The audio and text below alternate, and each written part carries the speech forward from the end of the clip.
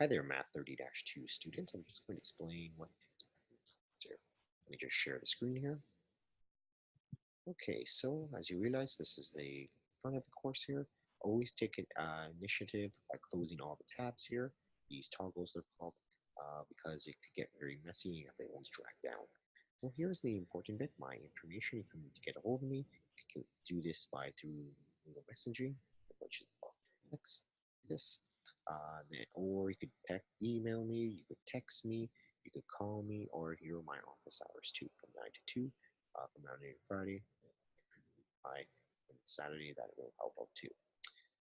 So otherwise, what's essential when you click on the following teacher-student introduction, you're going to be realizing what's important is the Flipgrid little activity here where you watch my video explaining who I am and so forth. Course information, very essential. You have to read the 11 pages to get a good understanding.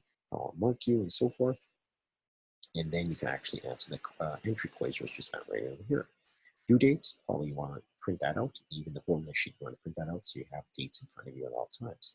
So when you look at the student introduction quiz, here is the questionnaire. If you don't complete the following, you don't move on into the course. Same thing for the entry quiz. You need to get 100 to move on in the course. If you don't get 100, unfortunately, you will need to keep doing the exam until you do get 100. Once you've done that, these restrictions right here are going to be gone, and then you can actually start the course here. So basically, one of the biggest things is always look for the puzzle piece.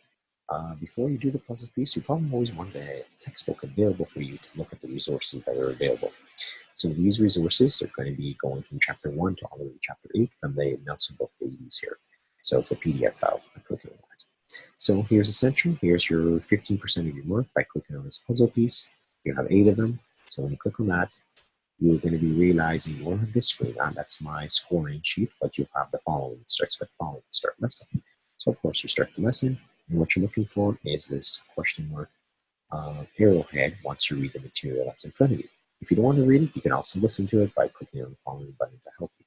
So our goal is go to page 2, either listen or read, and read the material or listen, and go through all the examples and so forth.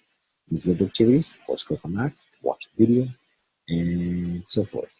So now, when you get to one of these, there we go. What your goal is to answer the questions, of course. This is like if you were in the classroom and I would be lecturing, and then eventually I'll give you the opportunity to answer some of the questions that are related to the topic and see if you understand the knowledge. So, you need to 4-digit answer here. I'm literally guessing as we speak. So, I have to choose one of the ones that are incorrect, or correct, I should say, and 2-digit here. So let's return the following, and then let's just do the following. Okay, check the answers. You'll realize sometimes there's feedback, sometimes there isn't. So in this case, I didn't answer correctly. In this case, I did answer correctly. Here's an explanation why. This one I didn't answer correctly, and this one I did too. So sometimes there is feedback, sometimes there isn't. So that's the other thing you should understand how that works. So once that's done, of course, you want to go to the next page. You will realize you can go to the next page by clicking on that, or you can click down here to go to the next page. Look at your score up here on this top corner here. You'll realize there's 2 already points given to you. That's one of the essential things for that. Click on listen or read the material that's here again. Look for the following again. Literally guessing as we speak, and then check your answer, and then I'll diggity darn, I guessed, and I got 3 out of 3. So that's one of the things that I wouldn't recommend you to guess because look what happens in the end. So that's your score is increasing and so forth. Go to the last page, and this is where it's essential. At the bottom, there's going to be a finish button right over here, right before this type your name or identifier. So click on the finish button, the score gets sent to you. Now, if it doesn't get sent to you, unfortunately, I can't give you the link then. The reason why you don't see a finish button right now is that I'm on teacher mode, so you can't see it. So just giving you a heads up that you will see the finish button. So once you're done the web lesson, you've got the material down packed. Here are some extra resources to help you make sure you understand everything. And this is a formative bit where you have to complete to move on to the actual lesson 1 assignment. And here's the basically every time lesson 1 assignment, and new assignments are always with a check mark like the following. So it's like a quiz basically format. As you clearly click on here, it'll tell you it's an actual quiz. Because if you scroll down, the 10 quiz now. Do take the time to watch the video to have a better understanding how to submit work and so forth. I'll quickly talk about what I'm looking for. So usually we always have an Edpuzzle the first thing.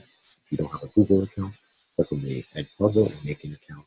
If you don't want to use this embedded video, it's going to be quite small. Click on the following link. It'll be bigger screen for you. Basically, a quiz that you're watching a video and then all of a sudden it stops. Answer the question and move on.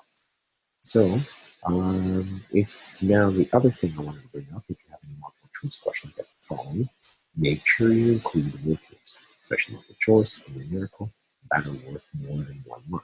It's the following. This one is worth more than 1 mark. You need to include workings. Easiest thing to do, like question 12, and explain why you chose this answer.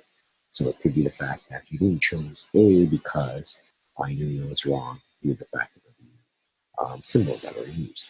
Another thing is if you ever time have any long answers, you could write the answers right here. Sometimes it says illustrate. You might need to use other features, so forth, like this math text box. And you can actually type in your answers in a fraction form, square root form, and so forth. That's the beauty of using this math text. But you don't have to. You can also use other forms as well by just writing down your answer. Once you've done that on paper, because you have to do that for your multiple choice questions anyways, so what's going to happen from there is, well, go to the next page, and you're going to be realizing here is the last question where you can actually put in all your work by using CAM Scanner. Just an app there to help you, and you put the link right here or your actual file right here. Hopefully that helps. So that's your assignment in a nutshell. If there's any other questions, don't hesitate to ever let me know. And there is a midterm and final to complete through Zoom or video conferencing method. Hopefully that helps.